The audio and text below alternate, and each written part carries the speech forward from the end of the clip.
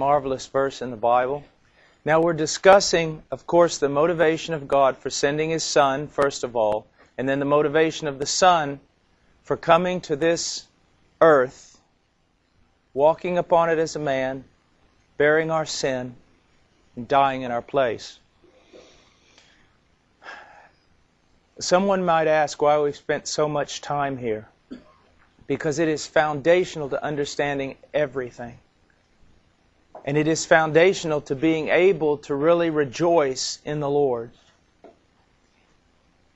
To the degree that we recognize His supremacy, His infinite goodness, His mercy, to the degree that we recognize our own depravity and lack of worth, to that degree we can worship God because of the cross of Calvary. I want you to see the great divide that exists between man and God, because only then can you see and appreciate what God has done for you in Christ. And to recognize that these motivations that led the Father to send His Son and led the Son to come, they sprang forth from the Godhead and not from us. One of the things that I recall that we went over that Spurgeon talked about that was so amazing was after we had fallen, if the entire human race would have fell on its face before God and pleaded for mercy and pleaded for a Redeemer, and if because of that God had sent a Redeemer, it would have been infinite grace. But that wasn't the case. After we fell, we did not humble ourselves, we did not plead for a Redeemer, but we rebelled and continued in our blasphemies and sin against God. So therefore, how much more magnified is the grace of God in the sending His Son, Jesus Christ. So now we look at Isaiah 62:5. For as a young man marries a virgin, so your sons will marry you. And as the bridegroom rejoices over the bride, so your God will rejoice over you. Now I've written here, the most intimate language is employed here to communicate the nature and extent of Christ's joy in the bride that He has redeemed for Himself. He found her accursed, He redeemed her with His blood. He transformed her by His power, and He presents her to Himself with boundless joy. Now before we go on and look at some of the things that have been written, I just want us to look at this text for a moment. As a young man marries a virgin, so your sons will marry you, and as a bridegroom rejoices over the bride, so your God will rejoice over you. I can't think of anything more anticipated than when a young man proposes to a young lady and then anticipates their marriage. I can't think of anything more heart-throbbing than the man anticipating the first night of their marriage. How he will rejoice over his bride. How all he can think about is that. And as a man, it says here, marries a virgin with joy, with exceeding great joy. This is something that even in human poetry goes beyond our ability to describe. And yet, that can't even begin to describe God's sentiment and Christ's sentiment towards His church. The great love that He has for His church, and the fact of the anticipation, His waiting and longing to one day unite His church with Him in glory, and that the church might see all His glory and be blessed by it. I find it interesting here, and we'll comment on this again, as a young man marries a virgin. The idea of purity here. And yet, the bride of Christ, prior to her conversion, was by no means a virgin, but a great sinner with terrible, terrible trespasses, terrible blasphemies, terrible ways in which she prostituted herself. But she was washed by the blood of the Lamb. And He continues working in her all the days of her life to present her to Himself spotless. Let's go on. Read here that Matthew Henry writes, "This is very applicable to the love Christ has for His church and the complacency He takes in it." Now, listen to what he's saying. Not just that He has a love for the church, but a complacency in the sense that He's pleased and rejoices in and joys in watching the church and fellowshipping with the church. You know, I knew of a man who told me one of the saddest things I'd ever heard. He said, "I love my sons, but I don't like them." His sons were wayward, caused him a great deal of problems. He did not watch them with joy. He did not contemplate them with gladness. They were a burden to him. When they walked in the room, it was almost like it was a burden heaped upon his shoulders because of the way they acted and what they did. That is not the case with the bride of Christ. Christ not only loves His church, but takes great joy in His church. And this opens up a lot of things for us. First of all, His mercy. Love truly does pass over or overlook a multitude of sins. That He would take joy in someone like me as a microcosm, and as a macrocosm, the church as a whole, that He would take joy, demonstrates His pity, His grace, His mercy. But not only that, what I want you to see is this idea that He has a church out there that is carnal and wicked and worldly is a lie. It is a lie, and one of the greatest blasphemies uttered from pulpits today. Now, the Church of Jesus Christ, even in America, yes, sins and can be wayward at times. But by and large, she is a bride that is being transformed and changed, and she's walking before her husband broken and growing and becoming more and more sanctified. So the idea that someone could be a Christian and live in a continual state of carnality and backsliding all the days of their life without making any progress in the faith is absolutely absurd. Not only absurd, it's blasphemous. Because Christ not only justifies His bride, that is, makes her legally right, but He changes her. He changes her. He transforms her. He sanctifies her. And that's what He says He's doing in Ephesians 5. We understand that from the washing of the Word. Now, he goes on and he says this. This is very applicable to the love of Christ. The love Christ has for His church and the complacency He takes in it, which appears so brightly in Solomon's song, and which will be complete in heaven. Have any of you ever, and I hope the answer is yes, have any of you ever, in times of prayer, in times of calling upon Christ, now this doesn't happen every day, but there are times in prayer when you are literally overwhelmed by the love of God. You literally almost would have to ask God to take His hand off you lest you die. The most extreme case, the most exceptional experiences of the love of God in prayer are not even a dewdrop from the deluge that will be poured out on you in heaven. I mean, most of us, I guess, or all of us have had times in prayer where literally we thought, if this continues, I'm going to die. It's too good. There's too much joy. My heart's going to explode. That's not even the tiniest breath of the storm of God's love.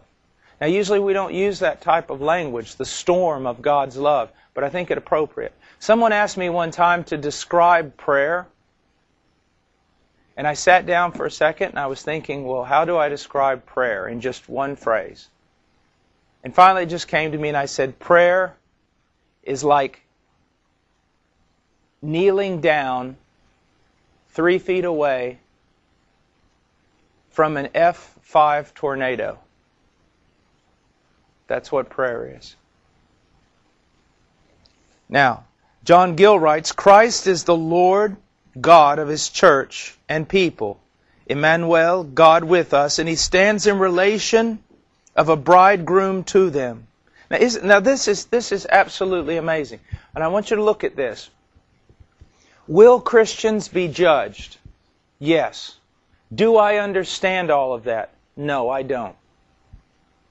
I don't understand exactly how, all the details of it. But I do know this. The one who judges the unbeliever will judge the unbeliever as a judge, meting out perfect justice. But the one who judges the believer will judge the believer as a father, as a son, as a bridegroom.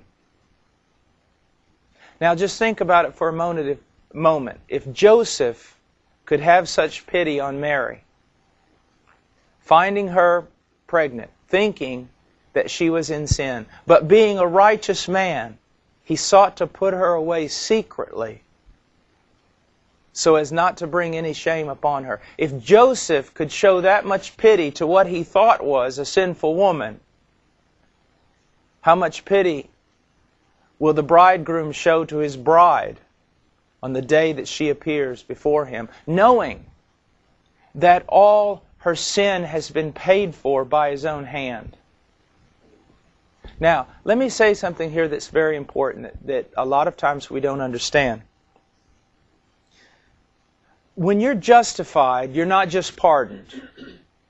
You say, yes, that's true, Brother Paul. We're given the righteousness of Christ. Yes, but I want you to understand something about this idea of forgiveness. There have been men who have committed horrible crimes only to be pardoned. To be pardoned. And later on, after receiving their pardon, they couldn't bear with their guilt and they ended up committing suicide. Because their guilt was upon them. And why was their guilt upon them? Because they were pardoned, but the crime was never paid for. The guilt was still outstanding. That is not the case with you. You see, you just haven't been pardoned.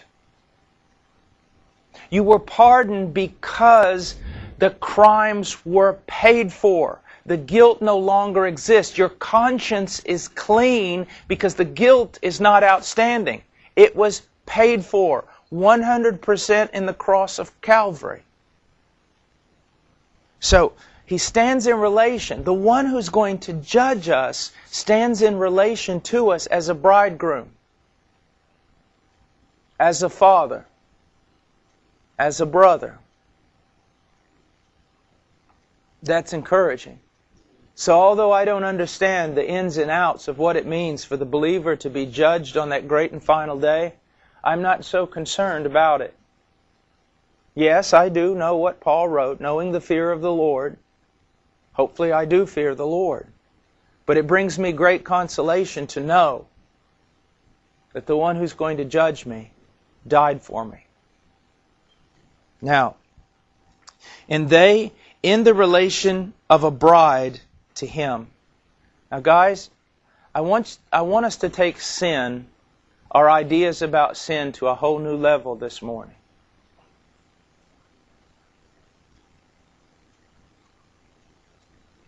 Sin is always dirty. But unfaithfulness in the marriage bonds just seems very dirty. The damage it does can many times not even be recuperated. Damage, terrible damage. I want you to look at your sin as unfaithfulness to a spouse, as a horrid thing that does great damage, because you stand in relationship to Him as a bride. Now that language is a little bit difficult for us as men. But what I want you to understand is there's nothing of some kind of twisted femininity here.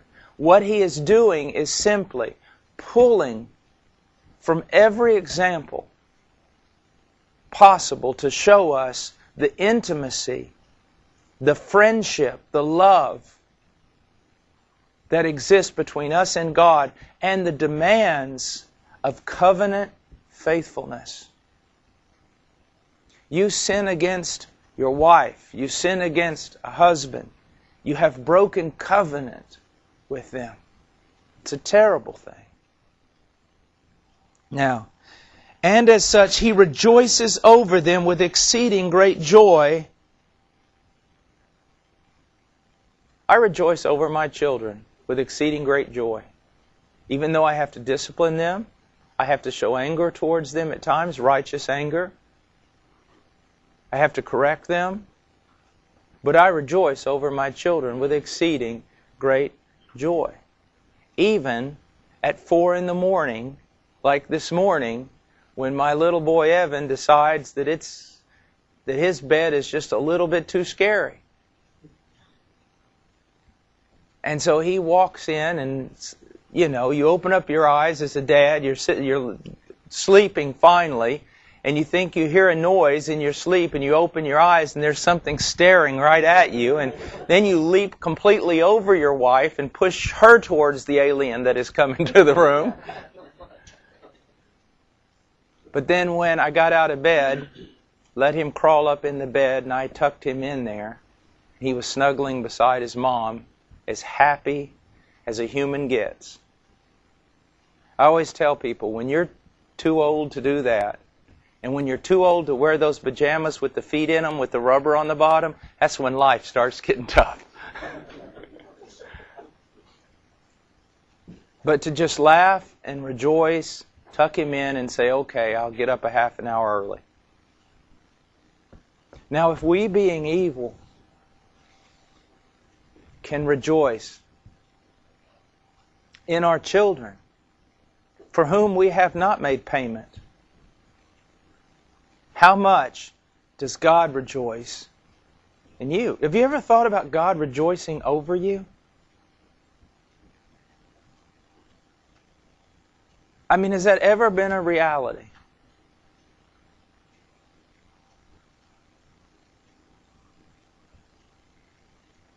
That's sad. You need to think about that. It's exciting when you move into that sphere and begin to think that way. If you come down from a pulpit and everybody in that church is extremely mad at you, and for once, it's not because you did something stupid. It's because you really did preach the truth. And you go back to that hotel room and you get down on your knees and God rejoices over you. Or when you sit there and build a cabinet by the grace of God, by the strength He's given your mind and your hands to figure out a task, to cut the angles correctly, and it all fits in place. You sit down and look at it, and God rejoices. You see how much you miss? What? You think this is a religion? You see how much you can miss?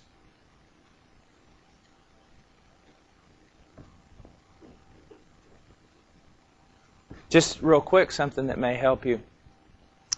There is nothing more depressing than being around boorish people. Now, what do I mean?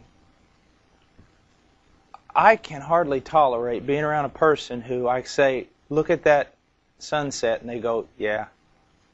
Or look at that painting, and they're like, yeah. I mean, it's just like, it's like dragging a 400-pound metal ball. It's sad when children are so mesmerized by media, computer games, and everything, they can't appreciate anything. Nothing's beautiful to them. It's just horrible to be around them. It's a drudgery. But to be with someone who appreciates everything is an exciting place to be. You can rejoice with them in their rejoicing. I had an uncle that was like a father to me, and he was a wild man. I mean a wild man. You ever seen the movie Secondhand Lions? Those two fellas? That was my uncle. I mean, really. Really. I'm not exaggerating.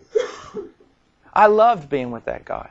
I could have more fun going to Walmart with him than going to Paris with somebody else. I mean, everything was amazing. Everything was amazing to him.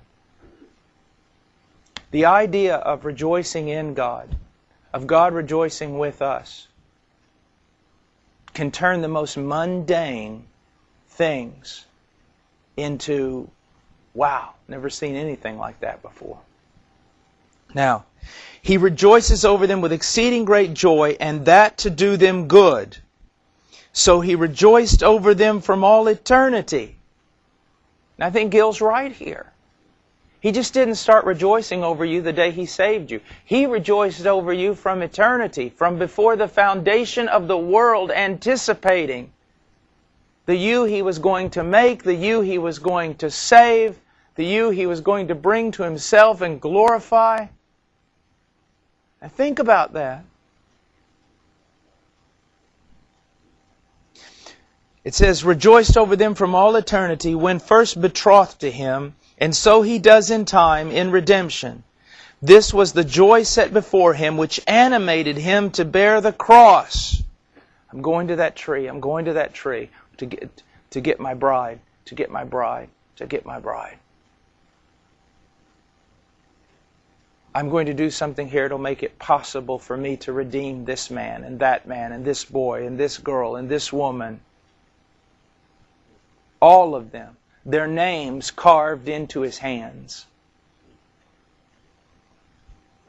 And despise the shame of it. I mean, to literally just to... We have a word in Spanish that's so strong. Menospreciar. Just to... The shame comes up and says, I will confront you. In the cross, this is what you're going to have to deal with. And He just despises it. I don't care. And how does He despise it? Why does He despise it? Because of the joy that was coming to Him in redeeming a people for Himself. That's why I think C.S. Lewis said, possibly the greatest evidence of Christianity is joy. Namely, that those would be redeemed and saved by Him and brought to glory. He rejoices at the conversion of them. If angels in heaven rejoice over a sinner being converted, how much more the one who made and redeemed the one being converted? Angels have no stock in any of this. They didn't make you. They didn't die for you. Yet when you were converted, they rejoiced with exceeding great joy. How much the one who made you and redeemed you? And will present them to Himself with joy in the spiritual and personal reign, and to His Father at the last day, and particularly what is meant here, there will be such a profusion of blessing on the church in the latter day as will abundantly show the joy of Christ in His people. Now look at this. He mentions the joy not only of presenting the bride to Himself, but presenting the bride to His Father.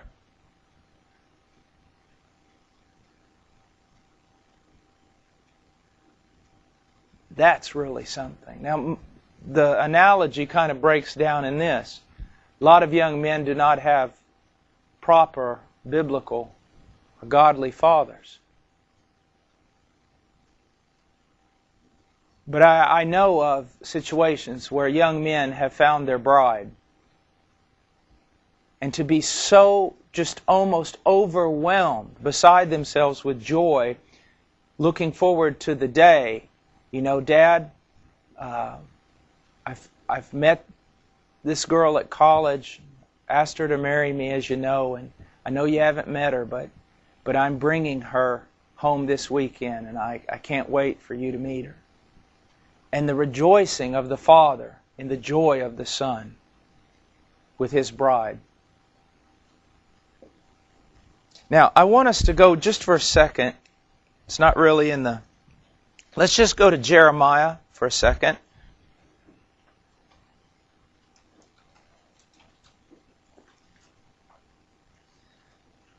Jeremiah 32.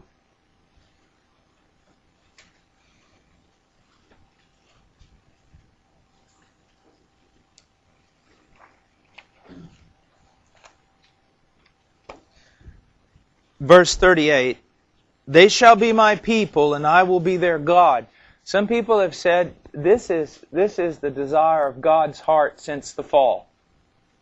As you go through the Bible, this is what it's a reoccurring theme.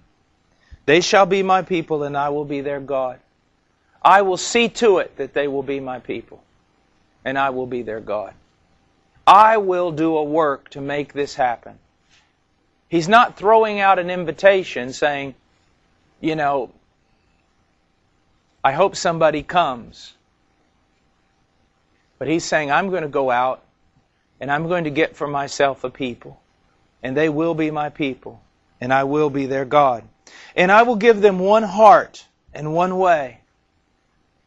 You know how so many, it's not as big now as it used to be, but like in the 70s and the 80s, have all these Jesus parades, you know, unity parades. People, you know, with preachers on television weeping, the church is so divided and there's no unity, and praying that God would do the impossible and make us one, which most people say never happens. Well, I want you to think about something. If the church is not one, then God didn't answer the prayer of Jesus Christ. Jesus prayed that the church would be one. And I want to submit to you today that the church is one. Always has been. The problem is what many people call the church isn't the church. The truly converted, regenerate Christian, that group, they're one. They really are. That's why you can sit down on an airplane beside a Baptist like yourself, a person who claims to be a Baptist, have absolutely no fellowship with them. Because though they claim to be something, as you begin to talk to them, there's no life in them, there's no spirituality, they don't want to talk about God, they'd rather talk about Alabama football or something. There's just nothing. I mean, it's like you're sitting there with a dead man, because in fact you are. And yet, you could sit down on the same plane with somebody from the Nazarene church who know I do not agree with all their theology. They are evangelical. They do preach a gospel, many of them converted. Many of them I know more godly than myself. Sit down with a genuinely converted person from the Church of Nazarene and sit there and just talk all day as though you were brothers. In just a few seconds you discover, man, we're one. We're brothers. I'm not saying theology is not important, and I'm not saying the differences aren't important, but what I'm saying, you sit down beside a genuinely converted person and you'll die for that person within a few minutes. You will know them. You will know them. Genuinely converted people. You will know them. Now, I know there's discussion, and maybe I'm talking a little bit too loose here. The idea of church and all this different thing. But you sit down beside a genuinely converted person, and you'll know it. And you'll be willing to die for them. I've shared this many times, but in the mountains, we were lost one time and in danger of our lives.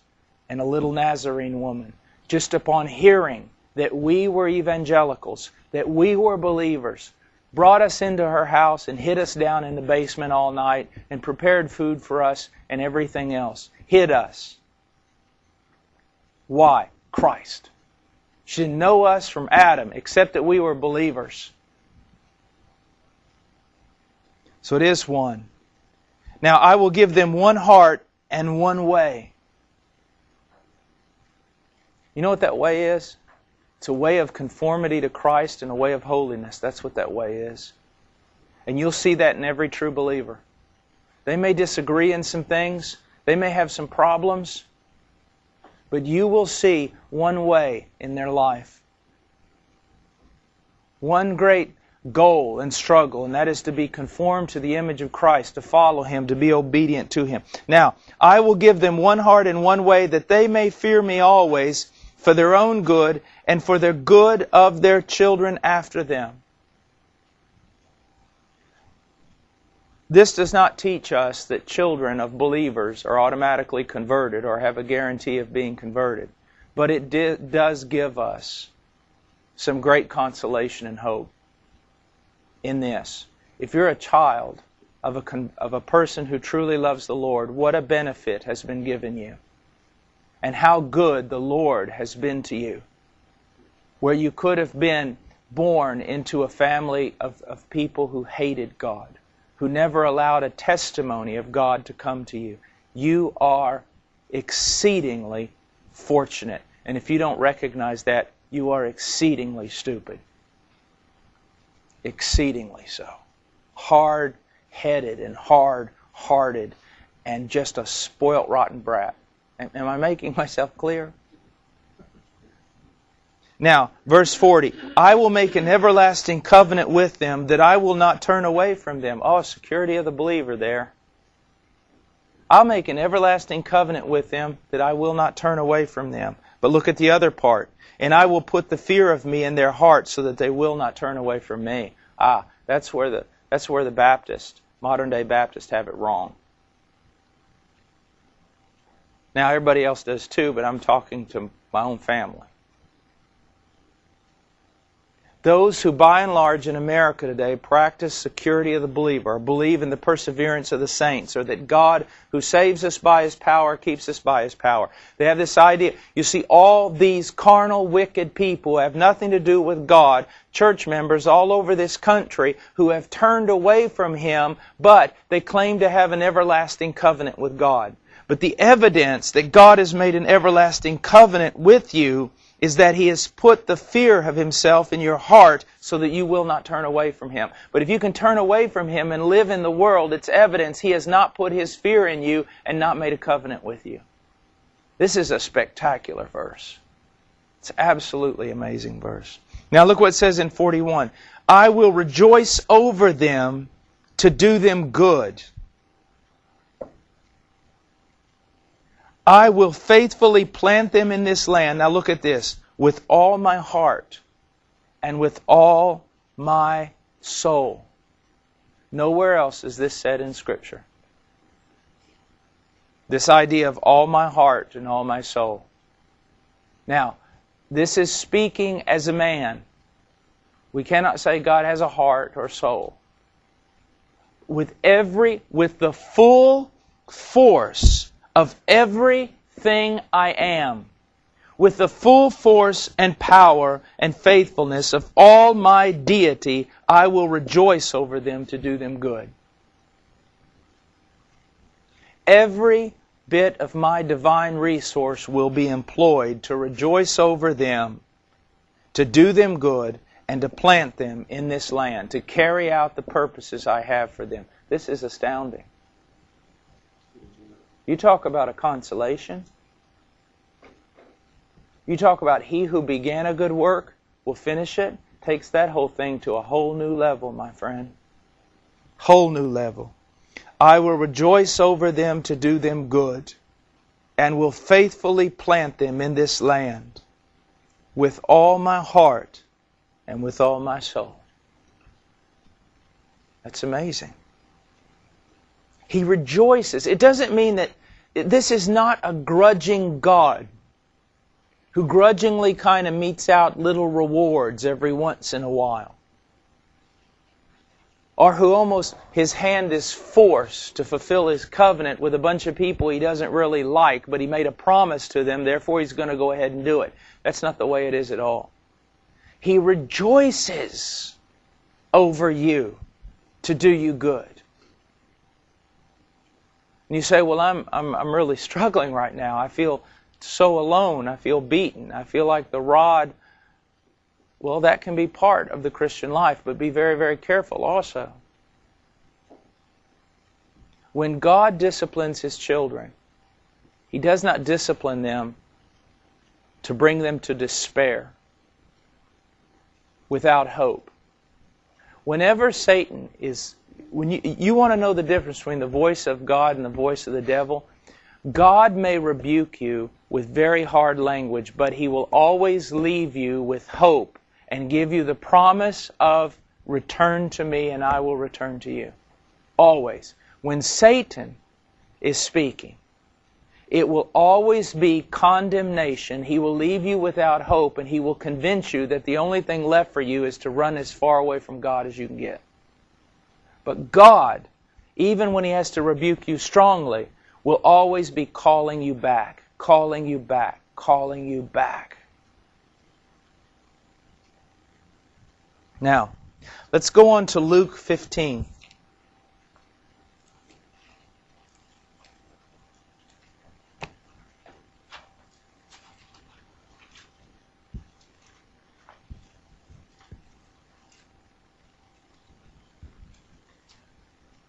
Verse 10. In the same way I tell you, there is joy in the presence of the angels of God over one sinner who repents. Now, in verse 8 and 9, of course, we have the parable of the lost coin. And what woman, if she has 10 silver coins and loses one coin, does not light a lamp and sweep the house and search carefully until she finds it? When she has found it, she calls together her friends and neighbors, saying, Rejoice with me, for I have found the coin which I had lost. In the same way I tell you, there is more joy in the presence of the angels of God over one sinner who repents. Now, the phrase presence of the angels is a reference to heaven, the dwelling place of God.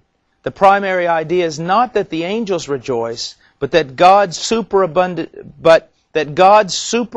joy because of the salvation of His people overflows to all of heaven and every heavenly creature or holy creature which dwells there.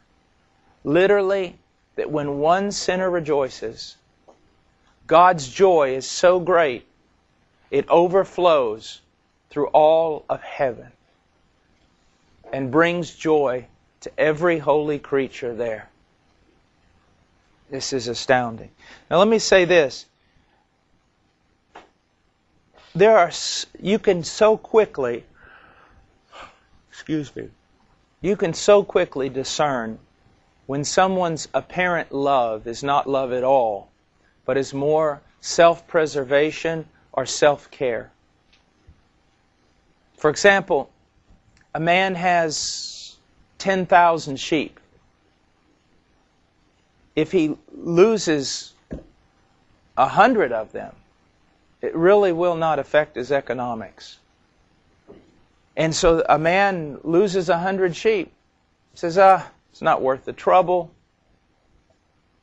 I've got thousands. He just goes on, and they're eaten by wolves. He is only thinking of himself. He has calculated and tallied up the worth against the trouble it would be to hunt them down, and he's decided they're just not worth it. He can go to sleep at night if he loses 100 sheep because he's got so many thousands more. Then there's the man who has 10,000 sheep, and he loses one. And yet he can't sleep. He brings in all his shepherds to watch over the sheep in the corral, in the pen, and then he goes out for days to find that one sheep. When he comes back, his shepherds humbly question him, Sir, it was one sheep. It was just one little lamb. Why waste the time? Someone said of Bill Gates, now this may be an urban legend, but he makes so much money that if he saw, I don't know what it was, thousands of dollar check laying on the floor, if he dropped it, it wouldn't even be beneficial for him to bend down and pick it up, because the time it would take him to bend down and pick it up, he's already made much more money than that. Sir, why did you go after the one? It was just a waste of time. There's only one explanation, because he really cared about the sheep. He didn't need it. He just really cared. Now, over one sinner who repents. The relationship between Hebrews 12:2 and this verse is clear. The joy that was set before Christ and that moved him to give his life as a ransom for many includes the joy of seeing a multitude of glorified saints redeemed by his own blood. Charles Spurgeon writes, one sinner had repented, and all heaven must make holiday concerning it. O brethren, there is enough joy in the heart of Christ over His saved ones to flood all heaven with delight. The streets of paradise run knee-deep with the heavenly waters of the Savior's joy. They flow out of the very soul of Christ, and angels and glorified spirits bathe in the mighty stream. We just all ought to stop preaching and just get up and read Spurgeon. I mean, think about that. Over one sinner, drug addict, prostitute, womanizer, murderer. And such were some of you. But you've been washed. It's just absolutely amazing.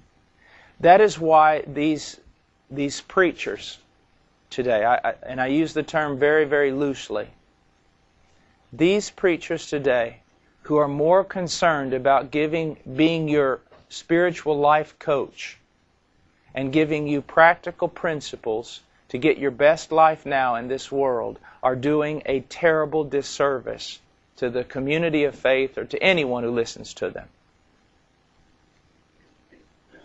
The statement, you're so heavenly minded, you're no earthly good, is a devilish statement. A devilish statement. Why? Well, most people today are so earthly minded, they're no heavenly good. And secondly, the most heavenly minded people have been the most useful people on the face of this earth, and that's all there is to it. Give you an example, a guy I mentioned quite a bit, Frank Lombach. His entire goal, if you read his diary, he had one great goal. And that was to spend one day without one interrupted thought. He wanted to spend every energy of thinking upon just Christ. To meditate upon Christ one day without one interrupted thought. That was his goal. And Frank Lombach taught the entire Philippines how to read, so that they could read the Bible. He taught an entire nation to read. This man who was so heavenly minded, he was no earthly good. He was heavenly minded, and because of it, he was earthly good. Christ was heavenly minded, therefore he was earthly good. We are called, Colossians 3, to do the same thing. Set our mind on things above, not on things on this earth. And you will be earthly good. Now, Matthew Henry writes, there is always joy in heaven. God rejoiceth in all His works, but particularly in the works of His grace. He rejoiced to do good to penitent sinners with His whole heart and His whole soul. Again, it's not a miserly thing. It's not, oh, I made a covenant in eternity, therefore I have to keep this promise even though I wish I hadn't made it. No. He rejoices to do good to them with his whole heart and his whole soul. He rejoiceth not only in the conversion of churches and nations, but even over one sinner that repents, though but one. I'll never forget, we were going to have this big meeting at the University of Texas. This was years ago, and I was a brand new Christian. And it was a great lesson and a great rebuke. We had been praying for a long time. We organized this thing, and we brought in a preacher who was really was a man of God. And we thought the whole campus was going to be converted. That's what we were praying for, that the whole campus would be converted. And then, after the meetings, we were all so depressed we couldn't stand it because only 5 people made professions of faith. And we were so discouraged that for a few days we didn't even follow up on them. It's like the whole thing was a failure. And then a dear friend of mine, Mike Martin, who's now a doctor in Tulsa, he came in and he was almost red hot with anger. He said, "Look at us. We're pitiful. We're just pitiful. 5 people claim to be converted in that, and we despise it. Because the whole campus didn't get converted, we're angry. Yet we won't even visit the 5. You know, and it was a rebuke to all of us. God rejoices over one person being converted. We should do the same. We should do the same."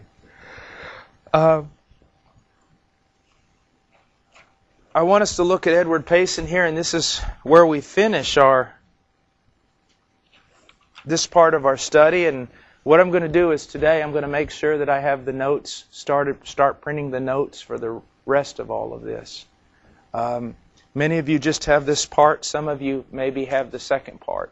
I'm not sure. How many of you, your notes terminate with what we're doing now? Okay, I thought so. Well, I've got hundreds of more pages so that we can use. So I'll start putting that out today. Let's take a short break, and then we're going to come back and look at why God rejoices over the redeemed.